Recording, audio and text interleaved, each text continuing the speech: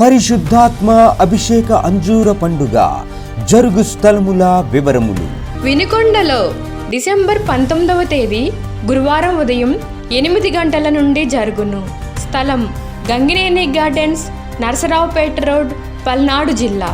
ఈరోజు కూడా దేవుని బిడ్డలారా, మీ కుటుంబాలలో కూడా చాలా శ్రమలు ఉన్నాయి కదూ. ఈ మరణకరమైన వ్యాధులతో పీడింపబడుతున్నారు కదూ. ఈ సమయంలో మీరు కూడా దేవుణ్ణి ప్రార్థించాల్సింది ఎలా అంటే, ప్రభువా త్వరగా బాగు చేయి, నేను ఈ బాధ తట్టుకోలేకపోతున్నా, నా ప్రాణం పోక మునిపే నన్ను బాగు చేయి అని అడగాలి.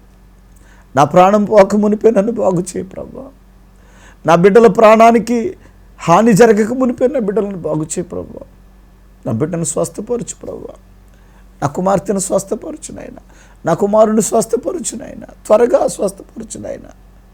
ఎందుకనంటే ప్రభువే అన్నాడు, నన్ను అడిగినప్పుడు స్వస్థత శీఘ్రముగా వస్తుంది అన్నాడు ఆయన.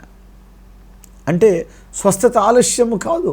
నీవు ఎప్పుడైతే హృదయపూర్వకంగా ప్రభువుని అడుగుతావో స్వస్థత శీఘ్రముగా వస్తుంది అని చెప్పాడు.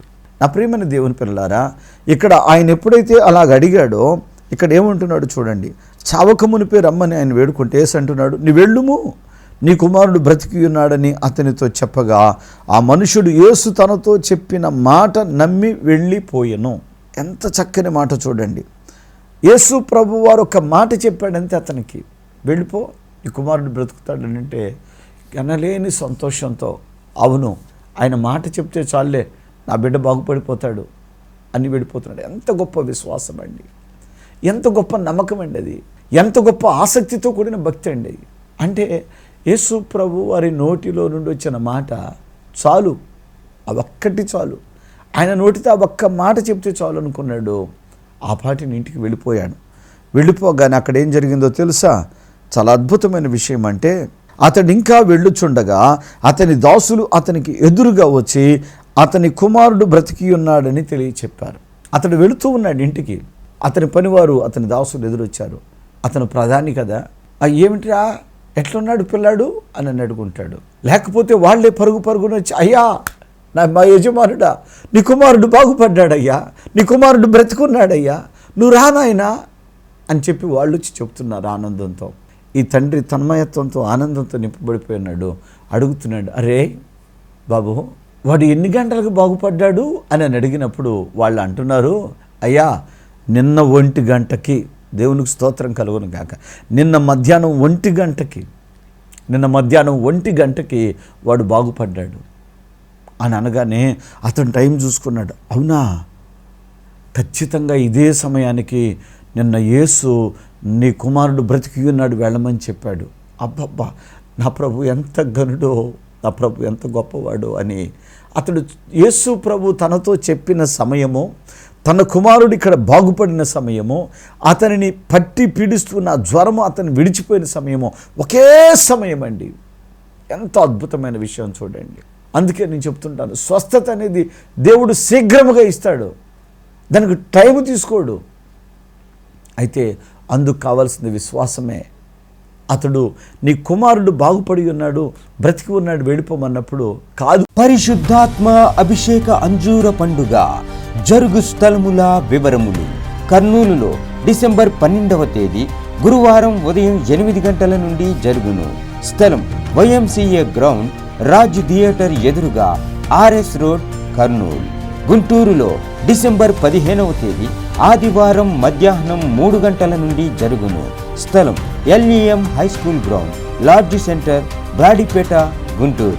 తాడేపల్లిగూడెంలో డిసెంబర్ 16వ తేదీ సోమవారం ఉదయం 8 గంటల నుండి జరుగును. స్థలం Renuka function hall, flyover bridge ఎదురుగా, కొండయ్య చెరువు రోడ్, కడగట్ల, తాడేపల్లిగూడెం. డోన్లో డిసెంబర్ 16వ తేదీ సోమవారం ఉదయం 8 గంటల నుండి జరుగును. స్థలం లక్ష్మీ ఫంక్షన్ హాల్, కొత్త బస్ స్టాండ్ ఎదురుగా, డోన్. విశాఖపట్నంలో డిసెంబర్ 17వ తేదీ మంగళవారం ఉదయం 8 గంటల నుండి జరుగును. స్థలం సుబ్బలక్ష్మి కళ్యాణ మండపం, శ్రీకన్య థియేటర్ ఎదురుగా, రైల్వే న్యూ కాలనీ, విశాఖపట్నం. కాకినాడలో డిసెంబర్ 18వ తేదీ బుధవారం ఉదయం 8 గంటల నుండి జరుగును. స్థలం కొండబాబు గారి కళ్యాణ మండపం, MSN చారిటీస్ ఎదురుగా, జగన్నాథపురం, కాకినాడ. పాలకొల్లులో డిసెంబర్ 19వ తేదీ గురువారం ఉదయం 8 గంటల నుండి జరుగును. స్థలం లయన్స్ కమ్యూనిటీ హాల్, బస్టాండ్ దగ్గర, పాలకొల్లు. పెద్ద డోర్నాలలో డిసెంబర్ 19వ తేదీ గురువారం ఉదయం 8 గంటల నుండి జరుగును. స్థలం కల్వరి స్వస్థతశాల, పోస్ట్ ఆఫీస్ వెనుక, కర్నూలు రోడ్, పెద్ద డోర్నాల. వినుకొండలో డిసెంబర్ 19వ తేదీ గురువారం ఉదయం 8 గంటల నుండి జరుగును.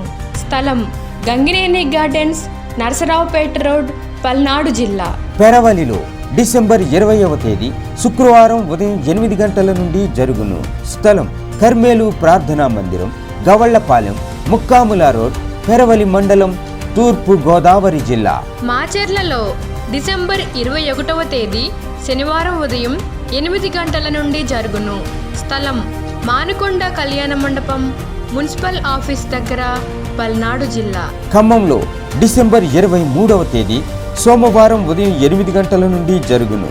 స్థలం మంచికంటి భవన్, సిపిఎం ఆఫీస్ ప్రక్కన, ఎన్ఎస్టి రోడ్, ఖమ్మం. అనంతపురంలో డిసెంబర్ 23వ తేదీ సోమవారం ఉదయం 8 గంటల నుండి జరుగును. స్థలం Shri Padmavati function hall, old Ramana Ramesh theaters, Anantapur. మీరు చూస్తూ ఉన్నటువంటి సహోదరుని పేరు రాజు, తన భార్య ప్రవళిక. వీరు వెల్దుర్తి నుండి ఈ రోజున మన మధ్యకు వచ్చారు. వీరికి వివాహమై 5 సంవత్సరాలైన సంతానం లేనప్పుడు ప్రవళిక కుమార్తె హాస్పిటల్కి వెళ్ళి టెస్టులు చేయించుకుంటే నీటి బుడగలు ఉన్నాయని చెప్పారు. నీటి బుడగల నిమిత్తం కూడా తను ఆపరేషన్ చేయించుకోవడం జరిగింది. మందులు వాడండి, మరలా మీకు ఖచ్చితంగా నిలబడుతుంది అని వైద్యులు చెప్తే చాలా ఖర్చు చేసుకొని మందులు వాడారు, కానీ వాళ్ళు చెప్పినటువంటి విధంగా కుమార్తె గర్భం నిలబడలా. విశ్వాసంతో వీరు భార్యాభర్తలు ఇరువురు ఎంతో నమ్మకంగా వెల్దుర్తి నుండి మహిమశాలకు 7 వారాలు తిరుగుతూ నేను ప్రారంభించినటువంటి అంజూరపు పండుగ కర్నూలుకి రావడం జరిగింది. వచ్చినటువంటి ఈ కుమార్తె విశ్వాసంతో ప్రార్థన చేయించుకొని 7 వారాలు తిరుగుతూ అంజూరపు పండుగలో పాల్గొని ఆ ఫలాన్ని భుజించి వెళ్ళింది. మందులు వాడినా గర్భం నిలబడలా, ఆపరేషన్ చేయించుకున్నా గర్భం నిలబడలా. కారు అని చెప్పినారు. ఎందుకు కారు అన్నారు? ట్యూబ్స్ క్లోజ్ ఉన్నాయి, నీకు కారు పిల్లలు అని చెప్పినారు. కొంగనపాడు నుంచి మా బాబాయ్ వాళ్ళు చెప్పింటే ఇక్కడికి వచ్చినా. పిల్లలు కారు అని వైద్యులు తేల్చి చెప్పేశారు.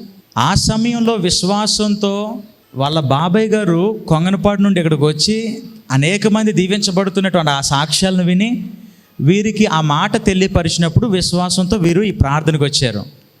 చూడండి, వైద్యులేమో పిల్లలు పుట్టరన్నారు. ఈ రోజున ఆ చేతిలో ఉన్న అందమైన కుమార్తె ఎవరు పాప? దేవుడు ఈ బిడ్డలకి వైద్యులు ఎవరైతే చెప్పారో పిల్లలు పుట్టరని వాళ్ళకే దేవుడు ఈ శాలకు రాగా సేవకునిగా ప్రార్థించగా వాళ్ళకు కలిగిన సంతానం ఆ బిడ్డ. గట్టిగా చప్పలు కొట్టి ప్రభువుని కనపరచండి. వైద్యులకు అన్నీ సాధ్యం కాదు, కొన్నే సాధ్యం, కానీ దేవునికి సమస్తము కూడా సాధ్యము. హల్లెలూయా. సిలువ మిషన్ అడ్డాడ స్వస్థతశాల వారు నిర్వహించు సిలువ పండుగ, సిలువ పండుగ, సిలువ పండుగ జనవరి 15, 16, 17 తేదీలలో సిలువ మిషన్ స్వస్థతశాల అడ్డాడనందు జరుగును. సమయం ఉదయం 11 గంటలకు మరియు సాయంత్రం 7 గంటలకు దైవారాధన ప్రారంభించబడును. ఈ సిలువ పండుగలో 16వ తేదీ ఉదయం 10 గంటలకు కోనేరు పండుగ నిర్వహించబడును.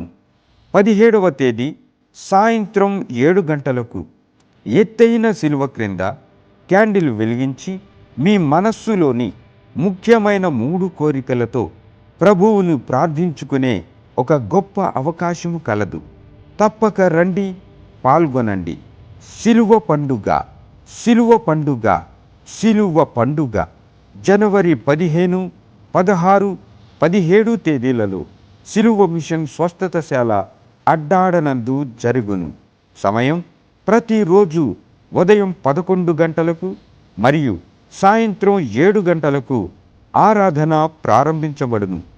ఏ భేదమును లేదు, అందరూ ఆహ్వానితులే. ఈ పండుగలో పాల్గొను వారికి ఉచిత భోజన వసతి కలదు.